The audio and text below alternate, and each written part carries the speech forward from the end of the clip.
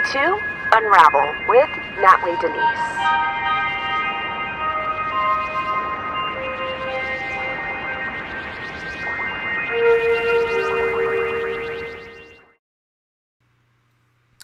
Oh man, muchachos y muchachas, what's going on? It's good to be in the chair. I feel like I've been busy all day. I literally just walked through the door.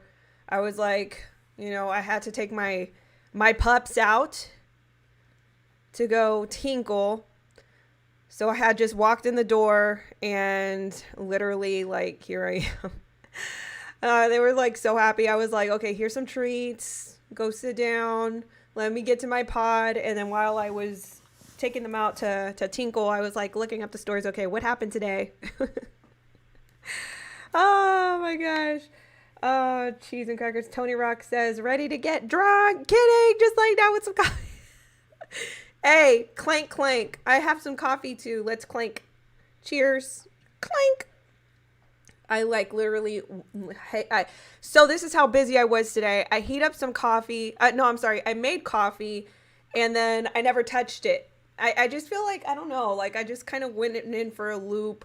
And then I edited the podcast I have uploading right now with 𝘏𝘶𝘮𝘬𝘮. If you guys follow her on Instagram, it's American Honey. She's gorgeous, black hair, blue eyes, model. It's a big patriot. So anyway, I did a podcast with her. I'm uploading that soon. Let's see. I just got back from it was a human trafficking learning seminar, and basically it was a lot of stuff that I had already known, but I was supporting my friend who was speaking there, and she's a survivor. So I found it very important to support her, and I'm really, really proud of her. I saw her when she was still in the safe house, and learning how to rehabilitate her life, and I remember first hanging out with her and all that. And then now, she's integrating, and she's speaking out about her experience, being in the life and all that. So it's been very privileging to see her come up like that, from getting out that life to now leading her own. And, it just instills a lot more importance into what I do, and kind of bridging a lot more. So, which, by the way, if you guys have not already filled out a volunteer sheet, now that's probably a big major need. We just need volunteers. 𝘏𝘶𝑚𝑢𝑛traffickingalliance.com. I'm going to actually put that. Let me see if I can put it here. https://countertraffickingalliance.com. I need you guys to tell me what it is you do that is skillful that we can use. So if you can click that link, I dropped it in the chat. If you are willing to, just serve once a month, and just kind of contribute your own skills to, just volunteer, whether you're a dentist, whether you are a cosmetologist, or, you do hard labor, you can assemble things, you're a handyman, or you're an accountant. We especially need accountants, because we need to also vet these organizations, because that's one focal point. This is something that is also on my heart with, these anti-trafficking organizations, the counter-trafficking industry. We got to know that they're good machines, right? We don't want to just donate. And then we don't see any fruit or any expenditures out of their organization. So that's another big key thing that I'm looking for. So if you know anybody who would be willing to serve, volunteer their skills, go to countertraffickingalliance.com and volunteer, tell somebody about it. And this is something that I really need. So if you guys can word of mouth tell these people hey, this is a new organization. They need volunteers in different facets, because I'm wanting to do this in many different ways, so big. So anyway, I just came back from that, and, there were two survivors that told their story.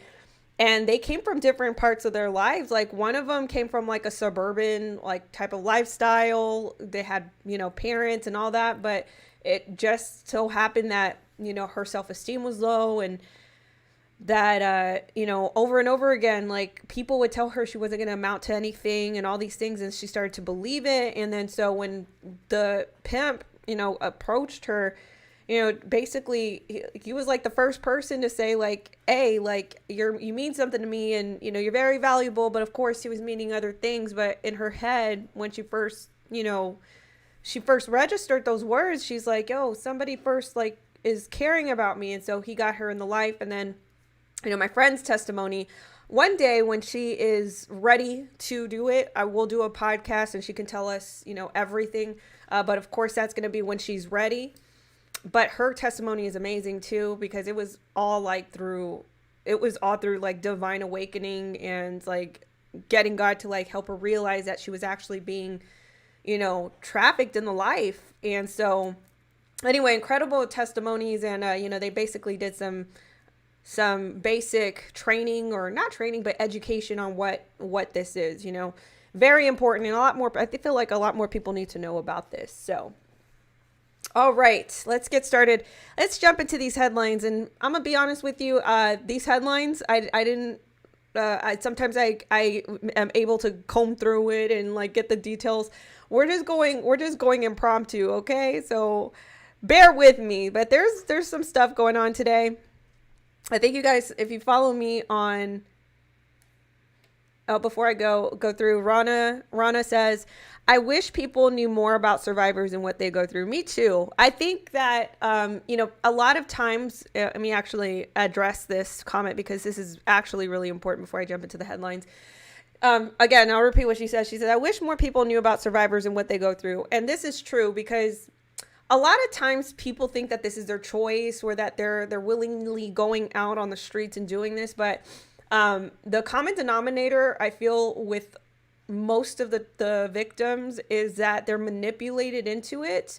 And they are, most of the time, you know, their self-esteem is like not where it needs to be. And that's where the trafficker like identifies them. And a lot of these traffickers, if not all of them, are narcissists. Okay. Like, so they manipulate them, they gaslight them, love bomb them, gaslight them, love bomb them. Like it's the same cycle as a narcissist, I believe, but they manipulate and control them to do things for profit. You know what I mean? So it's a lot to that process. Let me tell you, like it is very, very mentally taxing. And a lot of these survivors coming out of it, you know, that it's a lot to do that. So let's jump into the headlines. Yeah. You guys saw me post this on my Instagram. If you guys are not following me on my Instagram, it is handle Natly.Denise, basically the same way you spell my name on this channel.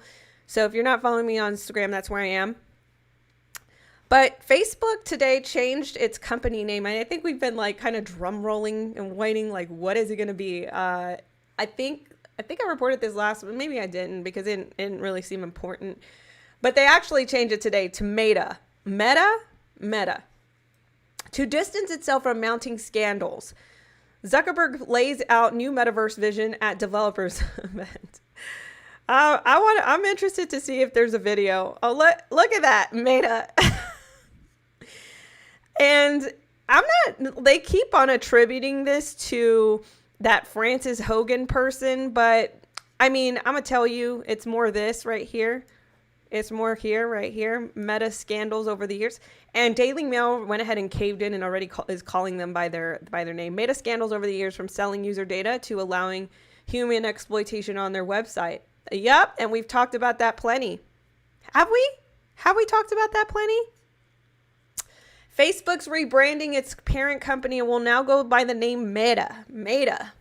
Not beta, but Meta. It could be beta. They might as well have said beta, but whatever. Meta. As Mark Zuckerberg tries to distance the social media behemoth from mounting scandals after leaked whistleblower documents claimed its platforms harmed users and stoked anger. Zuckerberg made the announcement Thursday at the Facebook Connect augmented and virtual reality conference. During HTE announcement, Workers outside the company's Silicon Valley headquarters pulled down a curtain bearing the company's iconic like sign to reveal the new name and logo.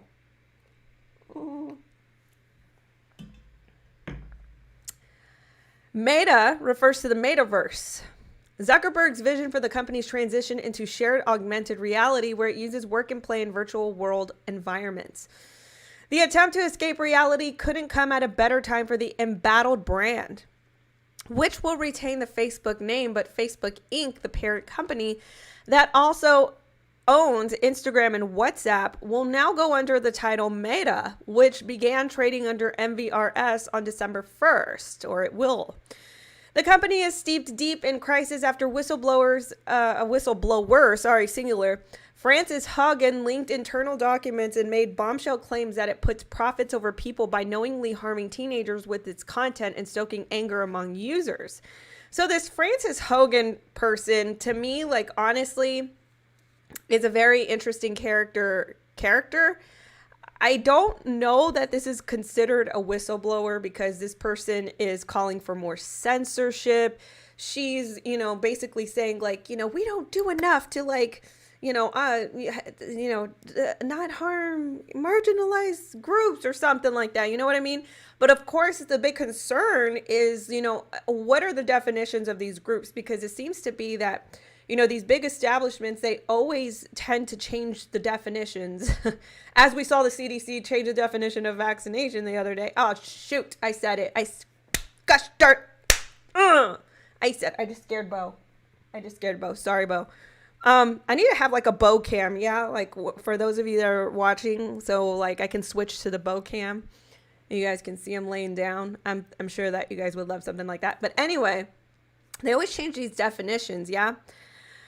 So who knows? I don't know if this Frances Haugen is a good character or a bad character or what exactly she's doing. So anyway, on Thursday, it was revealed how Facebook researchers were said to have had extensive knowledge that Coco and most information about the Coco poke in the arm existed on the company's apps, yet did little to combat it, let alone share the information with the White House. Excuse me. So, okay, this is the thing. Like, this is the thing. Like, if this is just me, okay? This is just me. If I were a whistleblower at Facebook, I would say, hey, the main concern that I have is that there are pedophiles networks out there that have group chats, that have pages, that are indiscreetly doing code words and stuff, forming their own little networks, pointing people to the dark web. Oops.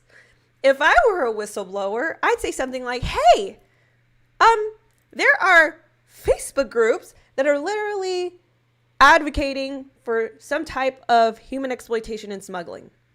Like, they're literally forming these groups and they're communicating how to, like, do things that are illegal here in the United States or vice versa everywhere else. Because actually there were documents that were unveiled recently. Let me actually try to pull these up. But there were actually some documents that were unveiled where, I think it was in the Middle East. It was in the Middle East where Facebook knowingly knew that they were profiting off of human trafficking, let me see. Facebook knowingly profited human trafficking. So I'm just saying, like, if that were me, I would say something along the lines of, hey, pretty much like these people have been profiting off of people, like exploitively. Here we go.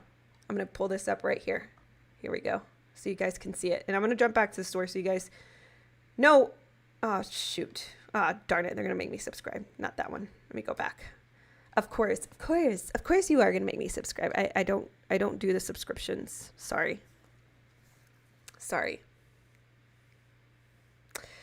But basically, here we go.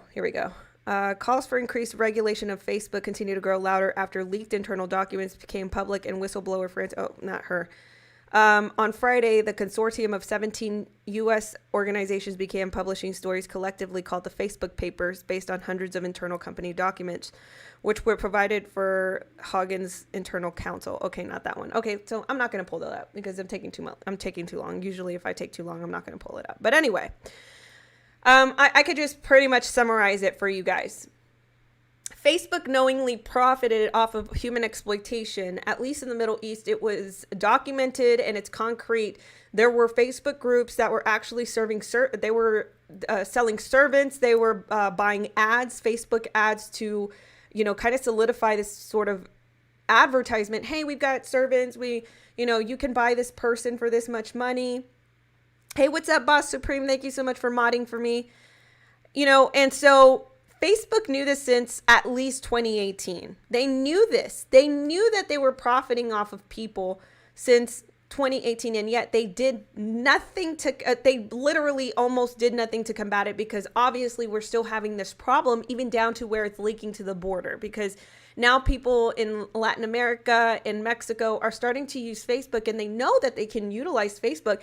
I've actually seen an actual smuggler video, back when I did a lot of border activity, reporting or whatever. I actually saw one of these advertisements from a smuggler, and it wasn't censored. There was no nothing on it. There was no moderators, nothing. And so people are literally being sold and advertised and exploited on this platform, but that's not the focal point. They're saying, and I'm not saying this isn't important, that, young people, young girls are getting these kind of image issues or whatever, these filters are making them augment their reality. Look, they don't care about that, obviously, because now they're calling themselves Metaverse, which they're trying to do a more a virtual reality type thing. So we're literally conditioned, just have you guys ever seen Ready Player One, that movie where this world, it's basically their society at the time, they're basically, they live in virtual reality. And I don't know if I'm gonna ruin it for you, but that's basically how everybody lived their life. They were in a video game the entire time. They get to change their avatars. They get to change their skins, whatever they want it to look like, that's how they could look. So we're only paving way through here. So this is, this looks funny. Employees will down a curtain. This thing looks hilarious, guys. Look, I don't even, Meta. It looks okay, never mind. So let's take a listen to what Zuckerberg has to say about this new metaverse. It is time for us to adopt a new company brand to encompass everything that we do and what we hope to build. I am proud to announce that starting today, our company is now Meta. Our mission remains the same. It's still about bringing people together. Our apps and their brands, they're not changing either. And we are still the company that designs technology around people. It is time for us to adopt a new company brand to encompass everything that we do. To reflect who we are and what we hope to build, I am proud to announce that starting today, our company is now Meta. Our mission remains the same. It's still about bringing people together. Our apps and their brands, they're not changing either. And we are still the company that designs technology around people. Okay, Zuck. All right. I got lots of questions, but yeah, I don't know about this whistleblower. I'm just saying, it just seems like a big foundation piece to, hey, you guys need to censor more people because you're not doing enough, and that was sort of her language when she testified, that because they're not doing enough, you're allowing this type of information circulate, which by the way, some of the stuff that they were censoring actually came to life to be, actual fact. Like they call it conspiracy theory, but it ended up coming up true. So anyway, they're changing their name to Meta. I don't know. I don't know about this. I don't know about this, guys. This is questionable, of course. All right, switching gears here. U.S. Navy. So as you guys know, and you probably have experienced this personally, where you're submitting some sort of like religious exemption for the poke in the arm because, it's literally almost the last resort for some people, in the natural world who want to make a decision on their own. You know what I mean? Like my body, my choice type stuff. You know what I mean? Like, so it comes to this point now where a lot of people are, they are now having to make a decision, or they're, completely losing their jobs. Now, Southwest is a big example of this. They have really stood the test of, standing together, banding together. And from what I hear, personally, and my little sources, they're still doing that. They're still standing together, and they're still going to stand. Now, I went over yesterday that there was actually, that has nothing to do with what I'm going to read right here. Well, it kind of does. It's in the same theme. But there was a federal judge that actually blocked the, there was like a challenge to keep the mandate away from employees at Southwest. Like basically, hey, we want to be able to choose. And she was like, no, you don't get to choose, or whatever. So Southwest, I would imagine, is not done. Okay. And from what I hear, again, from a personal source, I don't think they're done. Okay. Now, in the Navy, you would think that, religious exemption, hey, part of my religious beliefs, I can't take this juice, right? I can't do it. And the U.S. Navy, there's actually leaked documents or some transparency to that they're planning to blanketly, that's not even a word. They're trying to blanket reject all of the religious exemptions. And here's the details. On Wednesday, independent journalist Liz Wheeler dropped a bombshell when she revealed a series of documents from the U.S. Navy that exposed their plans to flagrantly ignore several laws and procedures in order to deny every single service member's request for a religious exemption to the federal cocoa juice mandate. Traditionally, cocoa juice, guys, in the arm. That's what I mean. Traditionally, all religious exemption requests are required to follow a strict procedure when they are received in order to fairly evaluate whether or not the request is granted. But as of right now, the Navy's woke leadership is much more concerned with partisan politics than following the laws that are on the books. So Liz Wheeler, she basically laid out what this is in a tweet thread. And we're going to go through it right here. Whoops. Breaking. I've obtained documents exposing the U.S. Navy's plan to issue blanket denial of religious exemptions to the cocoa juice mandate in violation of the Navy policy.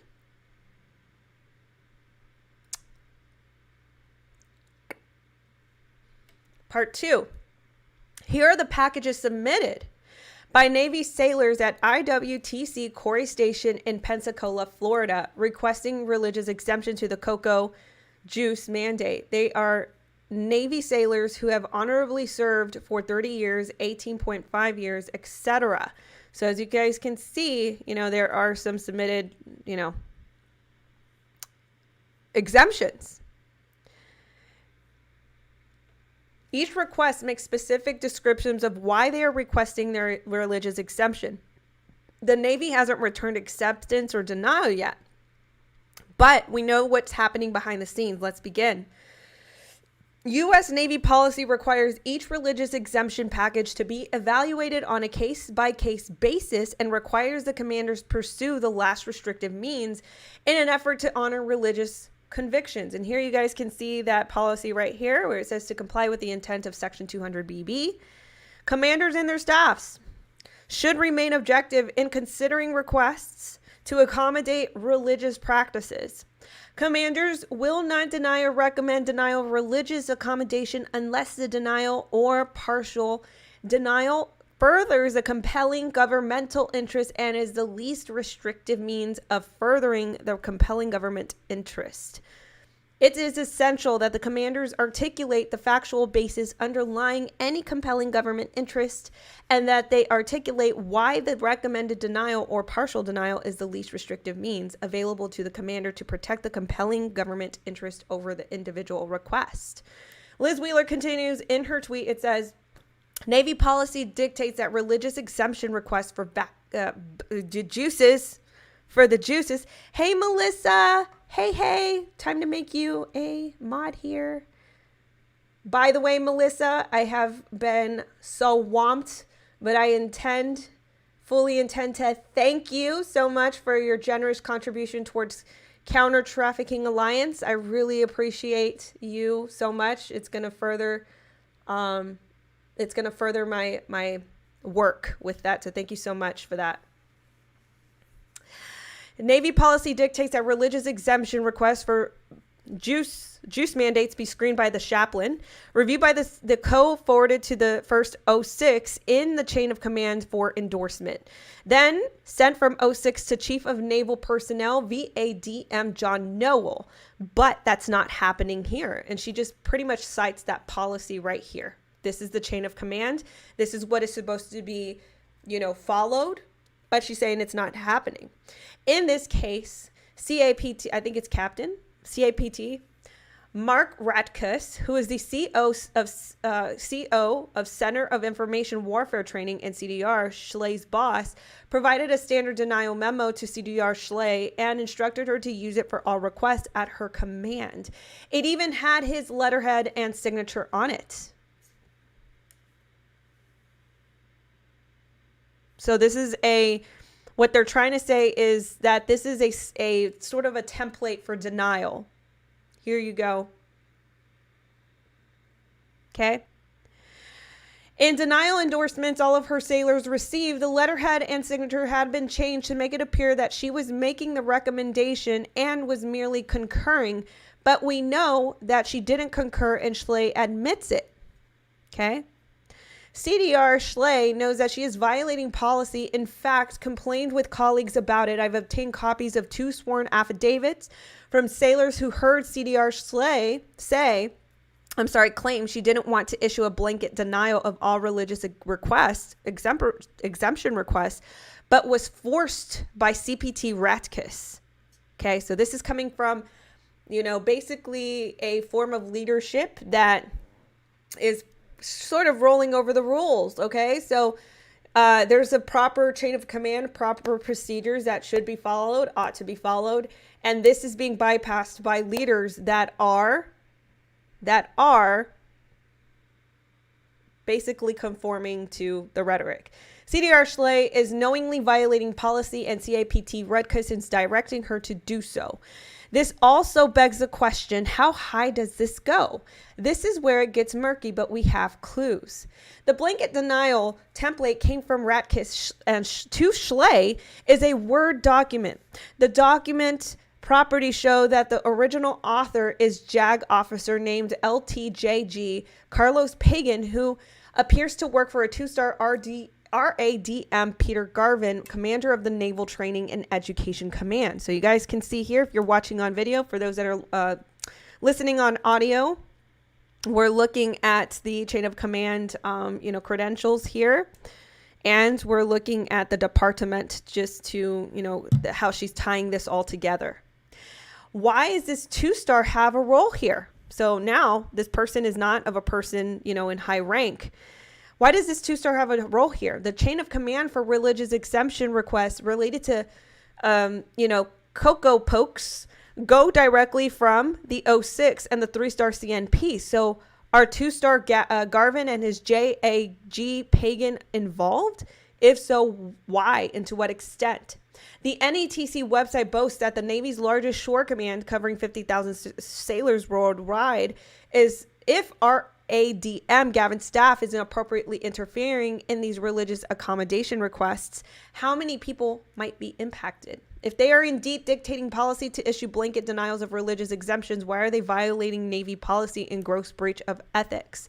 Now look at the gross hostility shown to the service members requesting religious exemption to the cocoa juice. This is called chop sheet. This is a correspondence tracker passed up to the chain of command that includes notes that is considered by the superiors on this chop sheet. Wow. A chop sheet. The CDR, Michael Tiefel, is the XO second in command at CIWT. He wrote a revealing note for his boss, Captain Rutkiss, regarding the data a sailor at IWTC Corey Station included in his request, showing how and what extent aborted fetal cell lines were used in the cocoa dev.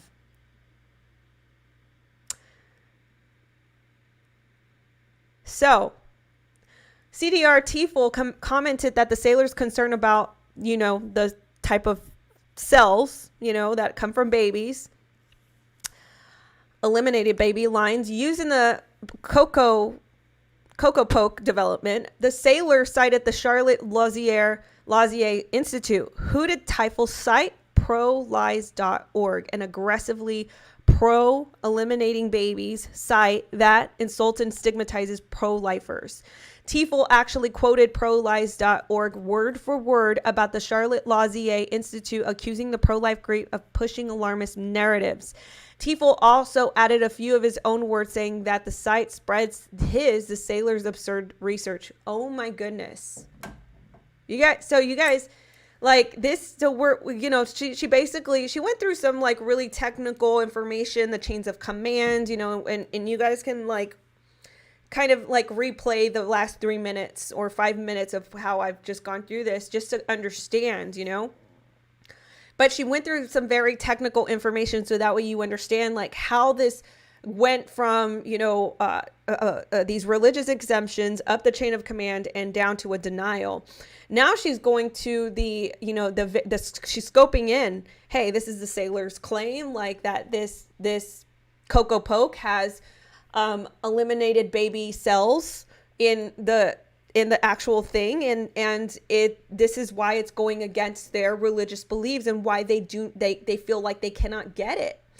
So she's saying that the person or one of the parties that actually provided the rejection, she's saying that they're quoting this ProLies.org organization that is ardently against pro-lifers, and basically they're utilizing this type of language in their in their denials, and basically saying that it's absurd. ProLies.org also proclaims that opponents of eliminating babies, the procedure that eliminates babies, are extreme, toxic, and out of touch. It even accuses them of dangerous rhetoric, apparently objecting to the procedure that eliminates babies on religious grounds is now dangerous according to the Navy. Few are bold enough to put it into writing, but this is what people in positions of power in the Navy think about people of faith, and that these are the resources senior leaders are using to consider these religious exemption requests. Does this sound like a fair process to you? And basically, they're doing the very thing that they have accused us of doing, accused people, truthers of doing, where, of course, the mainstream, media, they have these, sponsorships and, ties to political, establishment. And so that's why you see it funneled through these big mainstream media sources, because, they get to publish these stories that paint a different picture because they're being sponsored and paid and lined their pockets to do so. And so, what happens is, when we find our alternative research, we're shunned upon because it's like, you can't think that way because it's not a mainstream source or it's not an established source, right? So they're essentially going to these websites, ProLies.org, to cite their own sources. It's essentially the same. It's the same thing where, like the alternative news, except this is all based out of emotion and not necessarily based off of fact, It's not just the IWTC Corey Station. It's also uncovered documents from the IWTC Virginia Beach and other command under CAPT Ratkiss control, in which the same exact denial recommendation is being issued. All that changed was that the letterhead and signature. Well, most of CDR James Brennan, CO of IWTC VA Beach, Virginia Beach, at least added the couple words to make it look like he'd conduct the case-by-case analysis required by policy, but somehow he actually made things worse. In one case, a denial recommendation from his command stated that the request hadn't mentioned any specific religious conviction, despite both the sailor and the chaplain providing highly specific details supporting the request. Did CDR Brennan even bother to read the requests? So, and this is a very long thread in which I'm not going to go through the rest, but basically these commanders in the Navy, they're not going through due process to actually consider these religious exemption requests. They're basically, doing a blanket denial. There's no case-by-case evaluation as it ought to be. This is just a plain old ideology that they're trying to blanket over the sailors, which is so unfortunate.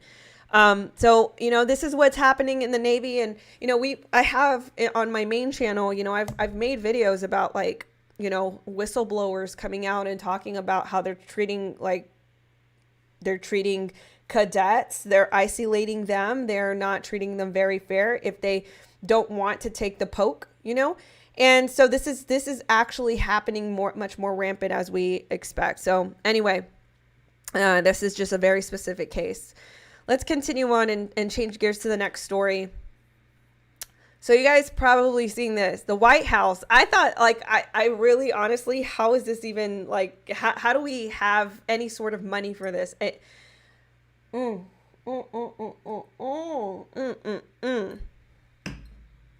White House considering payments of $450,000 per person to immigrant families separated at the border. I don't know. I have no idea. We're on the fast track, in my opinion, to Venezuela, because our dollar is diminishing in worth very rapidly. And if we inflate things like this and just dish out print money from our booties, you know what I mean? This is a good way to turn us into a third world. You know what I mean? So again, the Biden administration, they're considering $450,000 payments per person to immigrant families separated at the border. I have no idea. Let's dig in and see how they propose this. The Biden administration, this is coming from the New York Post. The Biden administration is discussing paying out hundreds of millions of dollars to illegal immigrant families who were separated at the U.S. border under the Trump administration's zero tolerance policy in 2018. The Wall Street Journal reported on Thursday. According to the Journal, the Departments of Justice, Homeland Security, and Health and Human Services are considering the payments in order to settle lawsuits filed by the American Civil Liberties Union and others on behalf of families who crossed into the U.S. from Mexico illegally to seek asylum. The paper reports that the average demand in each lawsuit adds up to approximately $3.4 million per family. While the settlement offer being mooted by the Biden administration amounts to around $450,000 per person, close to $1 million per family. How? Oh my goodness. How? Y'all, please answer me this. How are they coming up with this money or these figures at least? The Journal reported that the ACLU was identified approximately 5,500 children affected by the policy, which advocates say that caused physical and mental trauma in children who were taken from their parents. So far, about 940 claims have been filed by the immigrant families. Depending on how much is doled out to each settlement claim, the cost to taxpayers could approach $1 billion.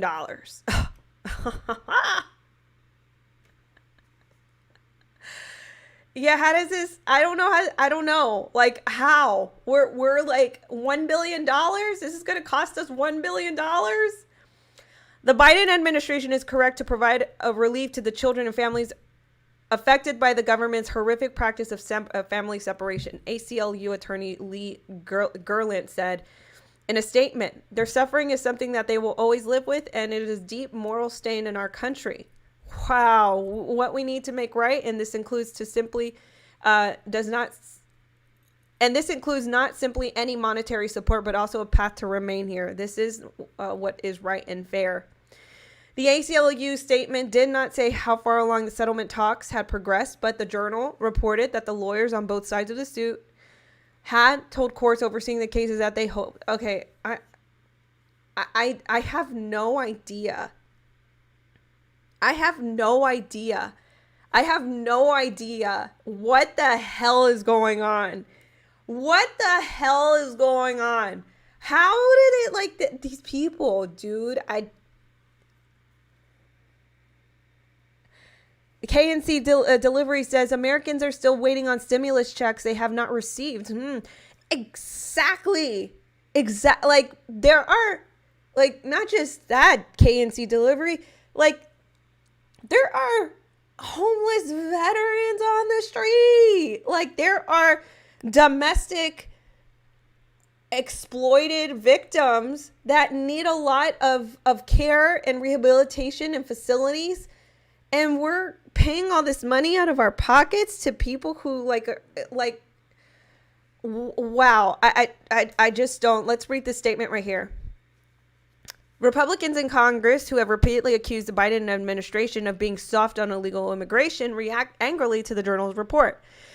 It's unthinkable to pay a burglar who broke into your home the psychological trauma they endured during the crime, Senator Tom Cotton tweeted on Thursday, yet the Biden administration wants to reward migrants who illegally entered our country up to $450,000 each for just that reason. Insanity.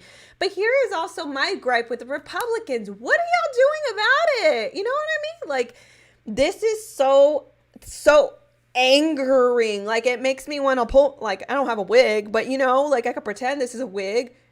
Oh, did it stop? I apologize. Oh, there it is. Okay. I don't know why that blanked out. But this is so angering that, you know, Republicans are just so ineffective of combating. Like, oh my gosh. Like, how, guys, we got to primary these people. We got to primary these people, because if you have a Republican that currently has a seat and they haven't done anything to combat anything, you know, or stand up, we really need to primary these people. I mean, this is insanity that, like, yes, you can be all about words and this is crazy. Great. Thanks for your tweet. But it's not effective and it's not creating all this change, right? So, and I know that the onus falls on us to actually do something about it. So we need to do something about it, guys. I mean, if you have a representative who currently holds a seat in your state, in your districts, like, we've got to primary these people out. This is insanity. And of course, like, everybody else is like, yeah, this is crazy. You know, this is this is bad. I don't know how. I have no idea what $450,000 for illegal immigrants. Like, people, like, are still waiting on their, you know, their due process of. I'm speechless, honestly. I don't know how to even. All right. So this is an interesting story. Let's switch stories here. Going on in Chicago. This is actually quite weird. Doors shut. Why were parlor pizzas raided in Chicago? This was today, guys. Listen to this. Listen to this. Parlor pizzas in Chicago are under investigation by authorities as of October 27, 2021. 3 locations have been closed until further notice. Why were parlor pizzas in Chicago raided? Parlor pizzas in Wicker Park, River, North, and West Loop in Chicago have been shut for an unspecified criminal investigation. Interesting, huh? By the way, this is coming from The Sun. Law enforcement and federal agents are working together in the Illinois Department of Revenue to investigate the restaurant. Witnesses claim that they also saw employees with the Chicago building department taking pictures inside the pizza shop. The Illinois Department of Revenue released a statement regarding the investigation saying, in the event of potential violations of the Illinois Tax Act and related to offenses, our Bureau of Criminal Investigations will investigate potential violations. Through pizza? The Illinois Department of Revenue cannot comment on ongoing investigations, however, their existence. What did people say about Parlor Pizza closure?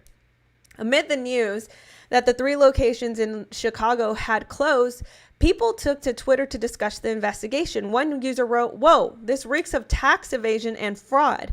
What else could this raid possibly be about?" Another replied, "Dozens of people shot every weekend, many killed, not raids or joint task force. Cheat the state of Illinois out of a little dough, though, and they break into your pizza door down.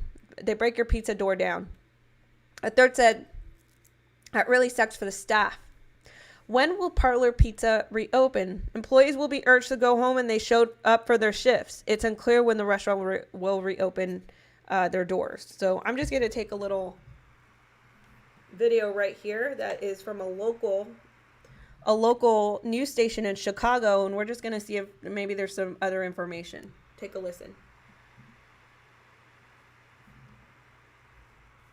Come on. We tried to get in touch with Parlor's owners today. We heard back from their attorney who said they have no comment at this time.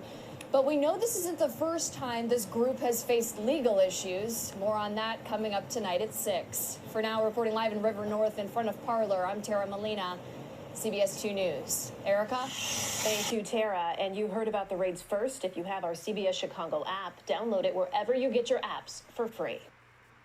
Well, there wasn't. Okay, let's see this right here. Come on.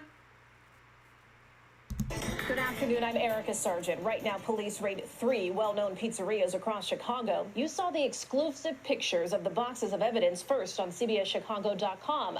Special agents inside and outside Parlor Pizza restaurants in Wicker Park, River North, and the West Loop. CBS 2's Tara Molina following the evidence all day. She is live outside the River North restaurant. And Tara, you were first to learn that this is all tied to a state investigation. Right, Erica. We know Chicago police are assisting the Illinois Department of Revenue's criminal investigation team on this. Our cameras caught those crews at all 3 Parlor locations today, with all 3 of them closed tonight. For hours, we watched officers move in and out of Parlor's River North location, with Department of Buildings employees working the scene too, taking photos in and out of the restaurant. With all 3 locations closed today, marked with signs from the Department of Buildings, active investigations spanning all 3.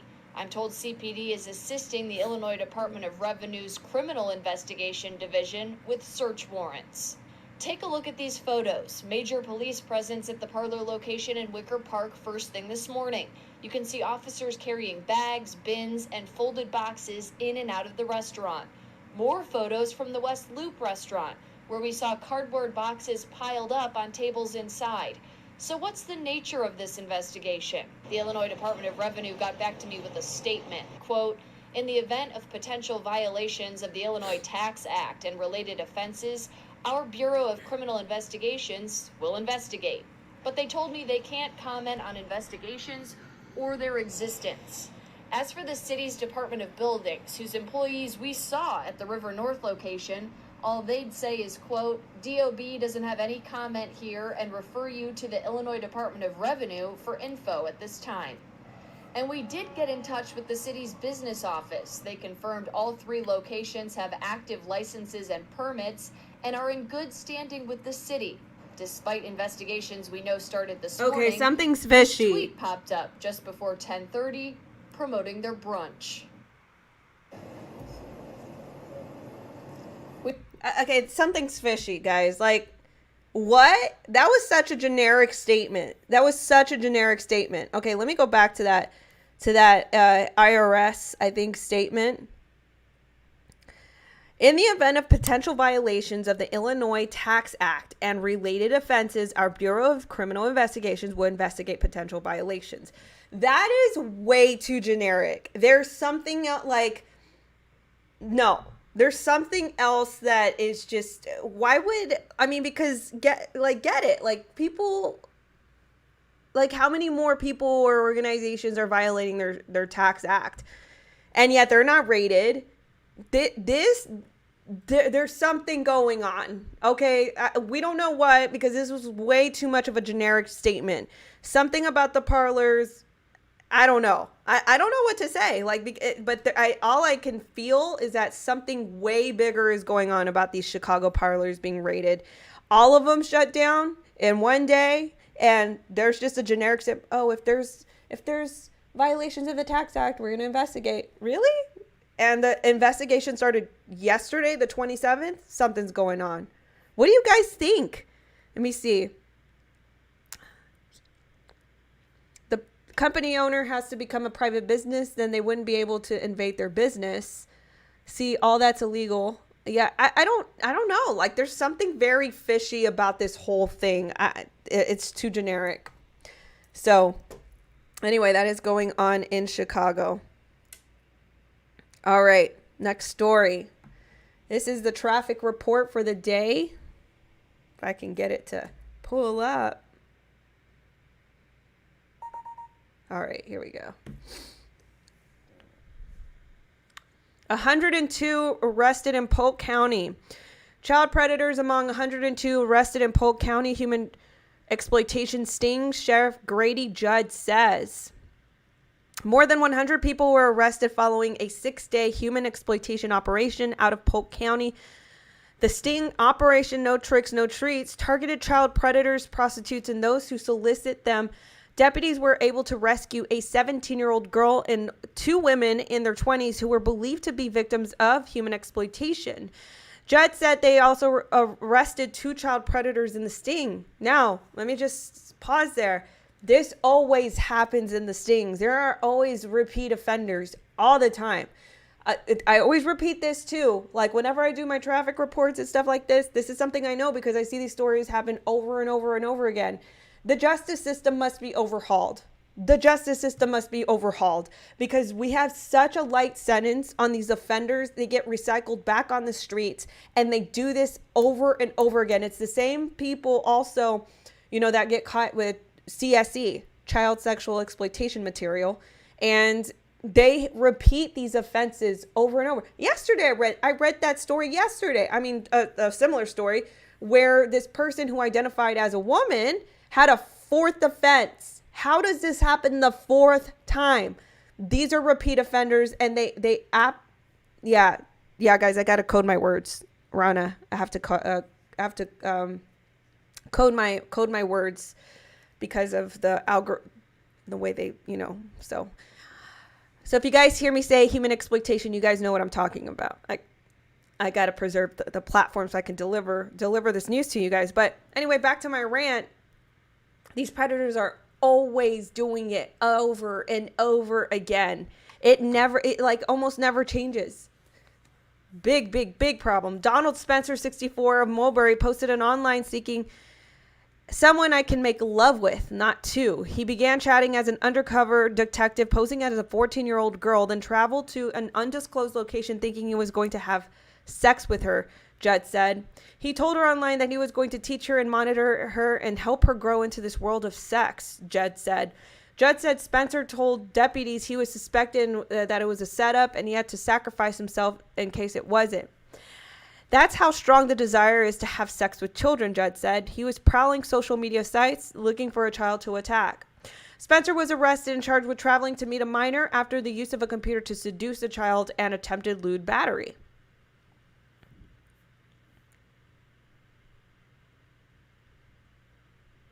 Wow.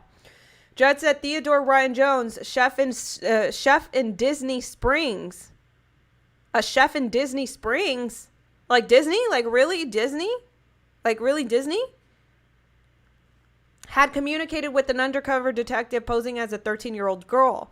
Judd said that Jones wanted the girl to cuddle with him and his stuffed Pikachu and have sex with him in his car.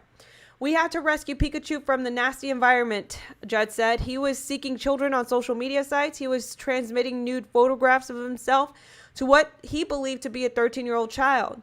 He said very nasty things to this 13-year-old child to go along with the very ugly, vile nude photographs, he said. Jones, 27, of Satellite Beach, was arrested and charged with the use of a computer to seduce a child, transmission of material harmful to a minor, and use of a two-way communication device to commit a felony. Some of the people accused of offering to commit prostitution are likely victims of human exploitation, Judd said. If a defendant is determined to be a victim of human exploitation and cooperates with law enforcement, state law requires a record of their arrest to be wiped clean, according to the sheriff.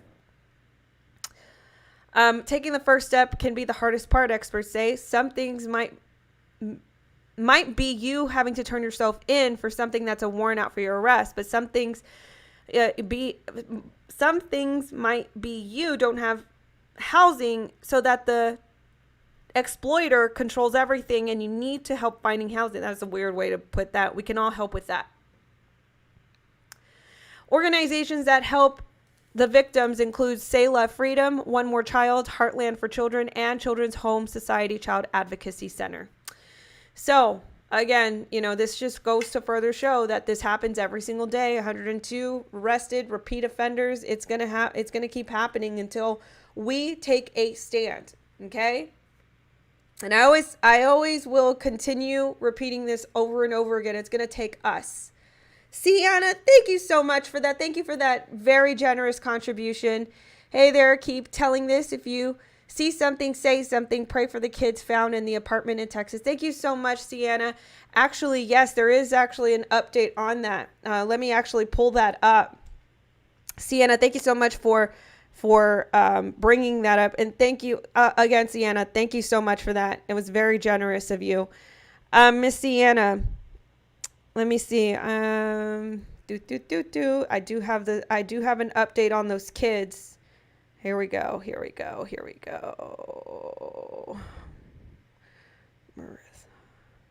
we go.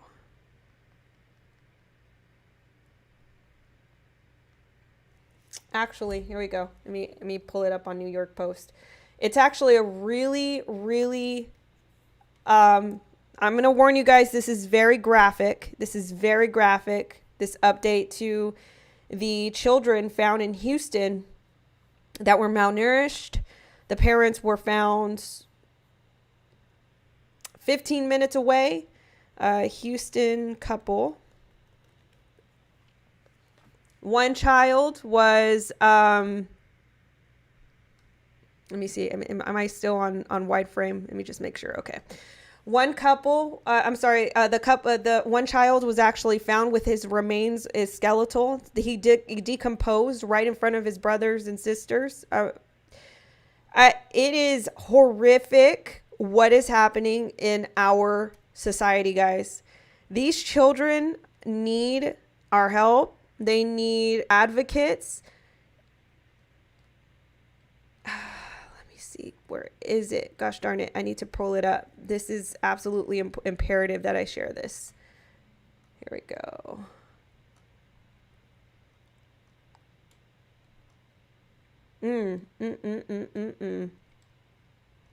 Okay, here we go. Let me share my screen.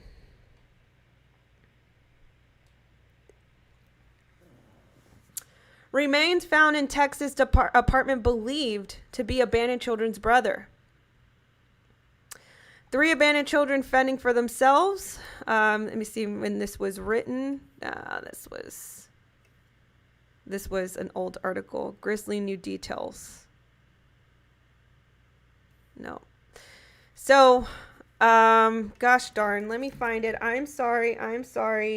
Give me 1 second. There was a perfect... Here we go.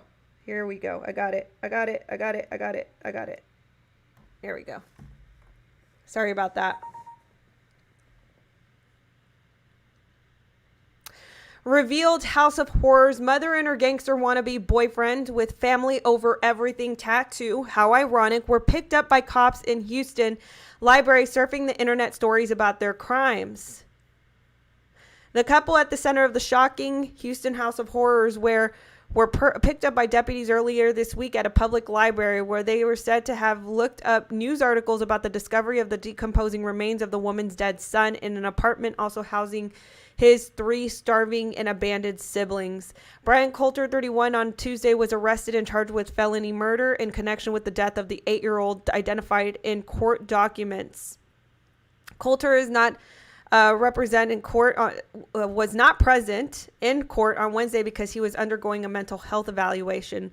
Gloria Williams, 35 years old, Coulter's girlfriend and victim's mother, is charged with injury to a child by omission and tampering with evidence, a human corpse. She is expected to appear before a judge later on Wednesday. The two were previously questioned and released, as I ranted about earlier. But there was actually blunt force trauma to this child. The child was actually, let me wide frame this because this is.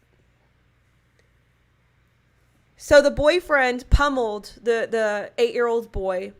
He knocked him out. He kept kicking and punching the little boy until he fell asleep. After he did that, after the boy was lifeless, the boyfriend put a blanket over his body and left it there, just like that.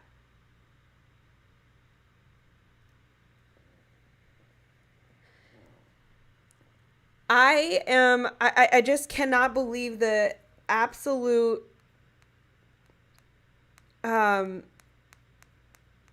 just the absolute barbaric nature of our society.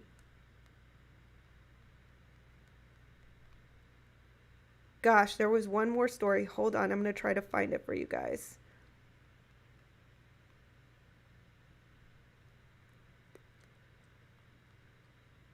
I can't, but I'll bring it tomorrow's stream. I'll bring it to tomorrow's stream because it's already running close to an hour, over an hour now. I'm going to find that story and I'm going to give you the details tomorrow because I don't want to waste your time, just me searching for it. But guys, it's absolutely horrific what happened to that little boy. And the judges, for that matter, I actually need to do a story on that tomorrow. The judges actually sealed the records of the little, the whole case on the CPS. Why did they seal the records so fast? For what? Why are you sealing records like that?